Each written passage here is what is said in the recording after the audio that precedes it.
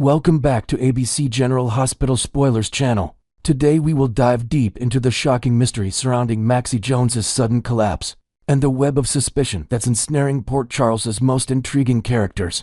In the bustling halls of General Hospital, the atmosphere is thick with tension as Maxie Jones remains in a deep, unresponsive state following her terrifying heart attack. Fans of the show know Maxie as the vibrant force behind Deception Cosmetics, always juggling high-stakes drama with her signature flair. But now she's fighting for her life in a hospital bed. Dr. Lucas Jones, her devoted brother and a skilled physician, has been poring over her test results, only to discover an enigmatic enzyme circulating in her bloodstream, one that's completely foreign to medical textbooks. This isn't just any anomaly. It's a puzzle that's left Lucas scratching his head, consulting every database and colleague he can reach. Imagine the fear gripping the room as monitors beep steadily, and nurses whisper about how this could rewrite the rules of cardiac emergencies. Adding to the intrigue, seasoned investigator Anna Devane has already picked up on the foul scent of sabotage. With her sharp instincts honed from years of espionage, Anna corners Lucas in a hushed corridor, probing whether this enzyme could be the result of deliberate tampering. Could someone have slipped this mysterious substance into Maxie's system to silence her forever? As word spreads like wildfire through Port Charles, Maxie's tight-knit circle of family and friends, from her children to her closest allies, are mobilizing, their faces etched with determination. They're not just grieving, they're gearing up for a hunt, vowing to unearth the culprit who dared to poison one of their own with this baffling toxin. New whispers in the storyline suggest that this enzyme might mimic natural heart stressors, but with a synthetic twist, possibly sourced from underground labs, heightening the stakes as the clock ticks on Maxie's recovery. Shifting our focus to the dynamic duo of Brook Lynn and Lulu Spencer. Their long-standing rivalry adds a layer of complexity to this unfolding saga. These two women, both fiercely loyal to Maxie as her best friends, have a history riddled with clashes, heated arguments over family loyalties, business betrayals, and personal grudges that date back to their teenage years in the Quartermain mansion. Brook Lynn, with her sharp wit and music industry savvy, has often butted heads with Lulu's journalistic tenacity, creating a rift that's as entertaining as it is explosive. Yet, in the face of Maxie's peril, there's a glimmer of hope that this crisis could forge an unlikely alliance. Picture them standing vigil at Maxie's bedside, their usual barbs replaced by shared glances of concern. Both are already digging into the circumstances of the poisoning, fielding questions from worried onlookers and piecing together timelines. When Lulu uncovers that Maxie was on the verge of blowing the whistle to the authorities about Sonny Corinthos' shady financial infusions into deception funds tied to his shadowy empire, ramps up her sleuthing. This revelation could be the spark that ignites a deeper probe, with Lulu potentially confronting Brook Lynn about insider details from the cosmetics company. To enrich this plot, imagine Lulu stumbling upon encrypted emails or overheard conversations that hint at corporate espionage, fueling her drive. Brook Lynn, defensive yet intrigued, might share snippets from Deception's inner workings, leading them to pool their resources in a bid for justice. This teamwork could involve late-night strategy sessions at the Metro Court, where they map out suspects on a makeshift board, blending Brook Lynn's Quartermain connections with Lulu's investigative prowess, all while navigating their fragile truce. As Brook Lynn and Lulu Spencer edge closer to collaboration, the narrative takes a thrilling turn toward seeking vengeance for their fallen friend. Brook Lynn, ever the protector of Deception's reputation, reassures Lulu that no one within the company would stoop to such treachery against Maxie. She emphasizes how the team was blindsided by Maxie's secret plan to expose Sonny's illicit investments, painting a picture of a boardroom in disarray. Then, in a pivotal flashback moment, Brook Lynn recalls Maxie's cryptic chat with attorney Martin Gray just before the disastrous Home and Heart TV segment, where Maxie dramatically collapsed mid-broadcast, clutching her chest as cameras rolled. This detail sends shivers down spines, suggesting premeditation tied to that very event. Together, Lulu and Brook Lynn brainstorm potential motives. Who else besides Deception's inner circle would want Maxie muzzled? Sonny Corinthos emerges as a prime suspect, his mobster ties making him a perpetual wild card. But Lulu senses layers beneath the surface, perhaps involving rival factions or hidden agendas. To expand this intrigue, let's invent a new element. Rumors of a black market enzyme dealer operating out of Port Charles docks, peddling substances that induce undetectable heart failures. which could link back to Sonny's underworld dealings. During a tense deception board meeting, where the team gathers to salvage their brand amid the scandal, Lucy casually drops a bombshell. While discussing recovery strategies with Tracy Quartermain's no-nonsense oversight and Brook Lynn's input, Lucy mentions offhand how she confided in the enigmatic Jen Sidwell about Maxie's dissenting vote against alerting authorities on Sonny's funds. This slip-up hits like a thunderbolt. Brook Lynn's eyes widen as she connects the dots, realizing Sidwell a shadowy figure with international ties and a reputation for ruthless business tactics might be the mastermind behind the enzyme poisoning. Sidwell's motives? Protecting his own investments or eliminating threats to his alliances. Meanwhile, Lulu, pursuing leads independently, perhaps by tailing suspicious contacts or hacking into public records in true soap opera fashion, arrives at a similar suspicion. When Brook Lynn shares Lucy's confirmation, it solidifies their fears, turning speculation into a call to action. Now, with the pieces aligning, Brook Lynn and Lulu must fully unite to dismantle Sidwell's potential scheme. Before he strikes again, their partnership could evolve into a high-octane quest, involving stakeouts at Sidwell's lavish yacht or enlisting allies like Anna Devane for covert operations. Imagine the tension as they sift through evidence, lab reports on the enzyme, matching Sidwell's known chemical ventures, witness testimonies from deception staff, and even a daring confrontation where they corner Lucy for more details. This alliance not only promises justice for Maxie, but also a chance for Brook Lynn and Lulu to heal old wounds, transforming enemies into formidable partners. As Maxie lingers in limbo, the duo races against time, aware that exposing Sidwell could unravel larger conspiracies in Port Charles, from corporate fraud to mob entanglements. What do you think, loyal viewers? Will Brook Lynn and Lulu finally bury the hatchet and channel their energies into uncovering the truth behind Maxie's poisoning? Could Sidwell truly be the villain pulling the strings, or is there an even bigger twist waiting? And if they team up, will their combined forces be enough to take down such a cunning adversary? Next, we will delve into the explosive rumors swirling around Jason Morgan's potential bombshell move that could reshape family dynamics in Port Charles forever. In the ever-twisting world of General Hospital, fresh spoilers are buzzing with the possibility that Jason Morgan is gearing up for a dramatic power play, claiming custody of young Emily Scout Quartermain right out from under Drew Quartermain's nose. This isn't just a whim. It's fueled by Jason's growing conviction that he could be Scout's biological father, a secret that's been bubbling beneath the surface like a long-dormant volcano ready to erupt. Picture Jason, the stoic enforcer with a heart of gold, poring over old photos and medical records in his dimly lit apartment, piecing together clues from his complicated history with Sam McCall. Fans have speculated for seasons that Sam might have concealed this paternity truth back when Jason's dangerous lifestyle as a mob associate posed too great a risk to an innocent. Chilled, perhaps she confided in a trusted ally like Carly Corinthos to bury the evidence, fearing retaliation from enemies like the Casadinis. To add a fresh layer to this intrigue, imagine a newly invented subplot where Jason stumbles upon a hidden letter from Sam, tucked away in his safety deposit box, hinting at a switched paternity test during one of Port Charles's infamous hospital mix-ups.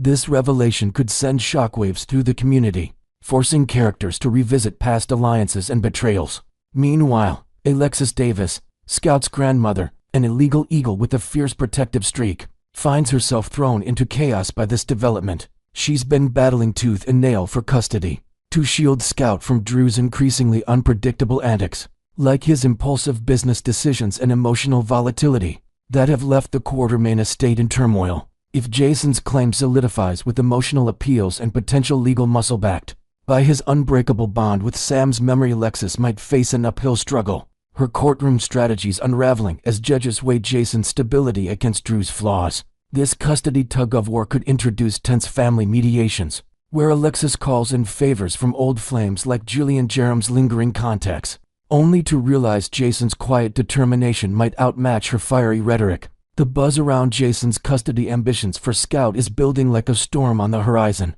with fans rallying behind the idea of him stepping up as the rightful protector. His innate sense of duty, honed from years of safeguarding the Corinthos clan, makes him a natural fit to guide Scout away from Drew's chaotic influence. After all, who hasn't grown weary of Drew's flip-flopping loyalties and questionable judgment calls that have endangered those around him? Enthusiastic viewers are already envisioning heartwarming scenes of Scout thriving under Jason's watchful eye, perhaps learning self-defense tips in the park or bonding over stories of her late mother. Inventing a new element here. Let's say Jason has been secretly funding Scout's extracurricular activities, like art classes that reflect Sam's creative spirit, building an unspoken connection that's now coming to light. This move wouldn't just sideline Drew.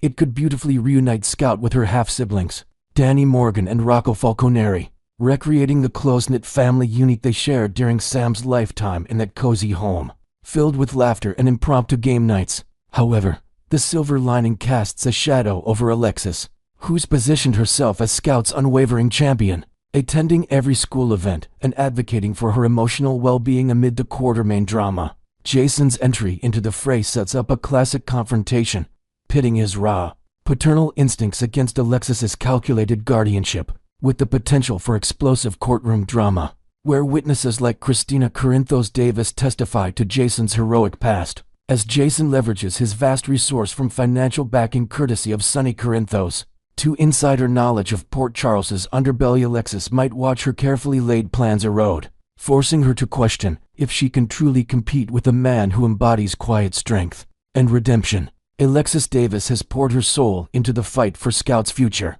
viewing it as a redemption arc after her own parenting missteps with daughters like Christina and Molly. Her days are consumed with legal briefs and heartfelt visits, ensuring Scout feels secure in the wake of Sam's tragic passing.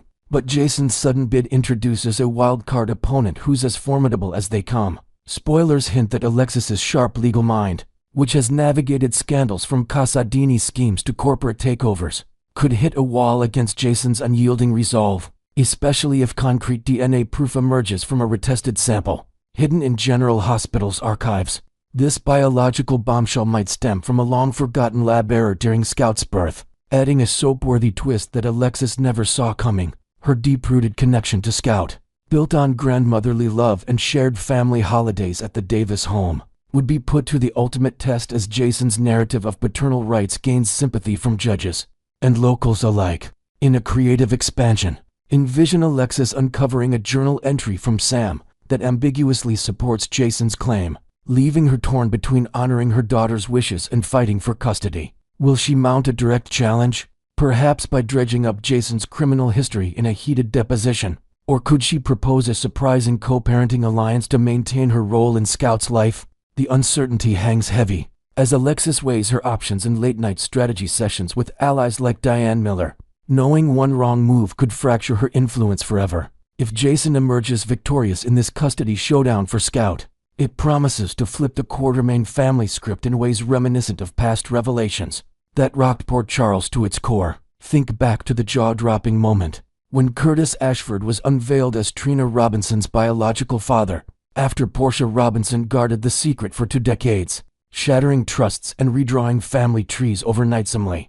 Jason's win could expose hidden truths about Scout's lineage, leading to emotional reckonings at the Quartermain mansion during tense dinners. Where accusations fly, we can't help but root for Alexis to stand strong, drawing on her resilience forged from battles with addiction and betrayal. Yet Jason's sheer willpower, coupled with his history of self-sacrifice, might tip the scales in his favor, relegating her to the periphery. To invent a compelling new detail, perhaps this saga uncovers a forgotten will from Sam that names Jason as a preferred guardian, complicating inheritance matters and stirring up Quartermain greed. The ripple effects could strain Alexis's ties with her daughters, Christina and Molly Lansing Davis, if they side with Jason, seeing him as a stabilizing force for Scout. Imagine strained phone calls, where Christina defends Jason's merits, forcing Alexis to confront generational divides. This evolving chaos might push Alexis to reassess her entire approach, perhaps seeking therapy or allying with unexpected figures like Nina Reeves to bolster her position.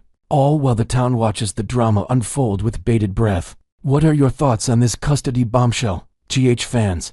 Do you believe Jason is truly Scout's father?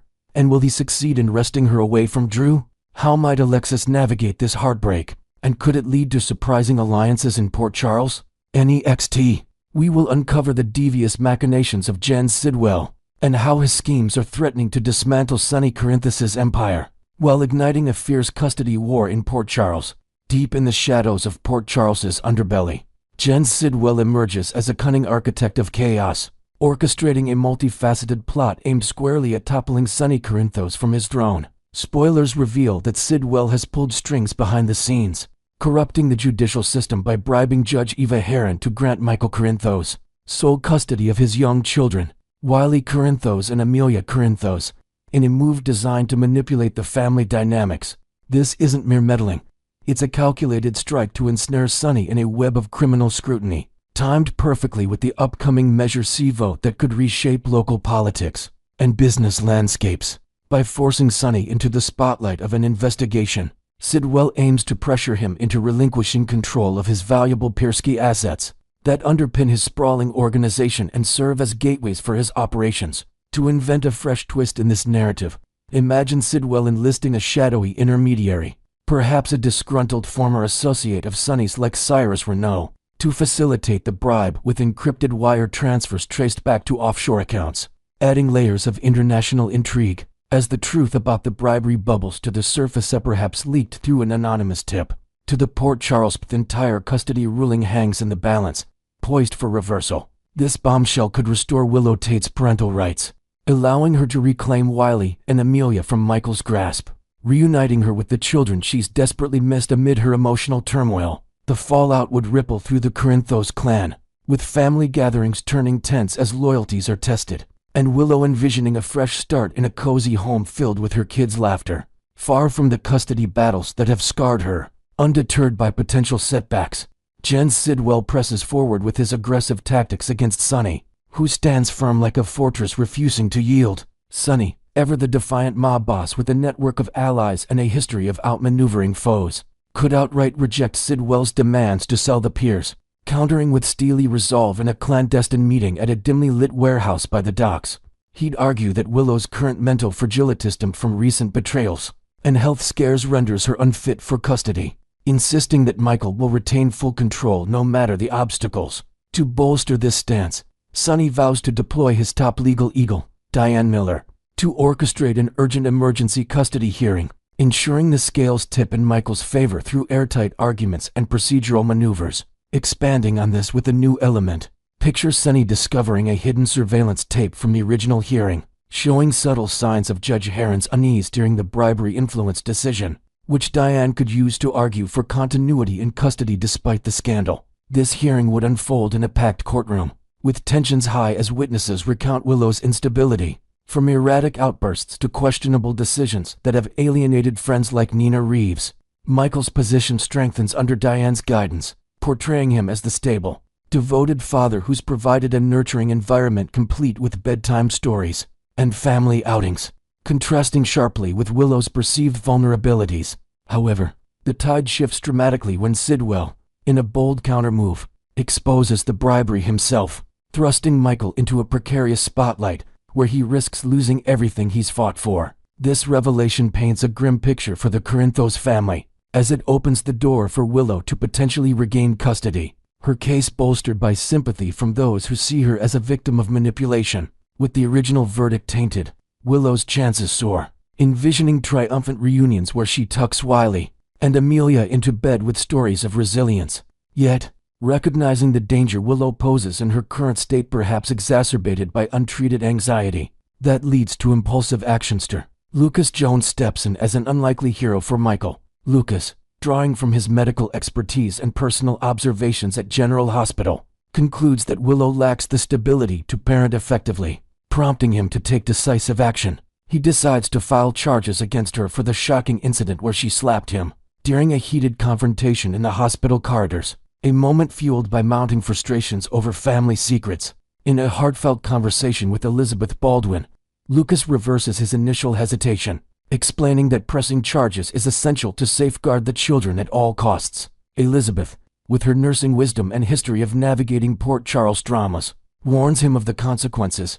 Willow could face criminal charges and even job termination from her nursing role. Undaunted, Lucas presses on, viewing this as a necessary sacrifice to block Willow's path, perhaps even consulting with a therapist to process his own emotions tied to the slap, which reopens old wounds from his turbulent family history. As the storyline hurtles toward its climax, The emergency custody hearing becomes the battleground where legal titans clash, with Rick Lansing fiercely advocating for Willow, and Diane Miller mounting a relentless defense for Michael. In the stately courtroom, filled with anxious onlookers from the extended family, Diane unleashes a barrage of evidence to affirm Michael's suitability as the primary parent, downplaying the bribery scandal as an external anomaly that doesn't undermine his caregiving. She could spotlight Willow's physical altercation with Lucas, bringing him to the stand to testify about the slap's impact, describing it as a symptom of deeper instability that endangers the children. To enrich this scene with an inventive detail,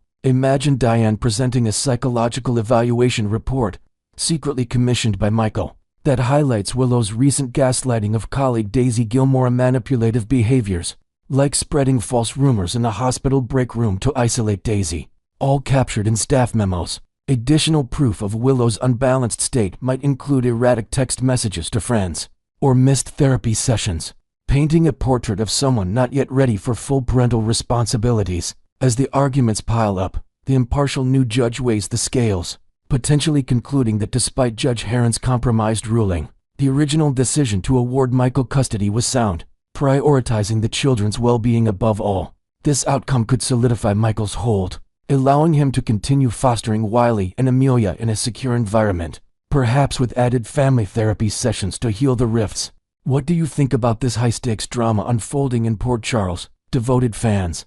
Will Jen Sidwell succeed in his ploy to undermine Sonny by jeopardizing Michael's custody of Wiley and Amelia? Could Lucas's decision to report Willow's slap be the key factor in tipping the scales? And ultimately, will Michael hold on to full custody, or will Willow stage a comeback? Let us know your theories in the comments below, and remember to like, subscribe, and enable notifications for all the latest General Hospital scoops.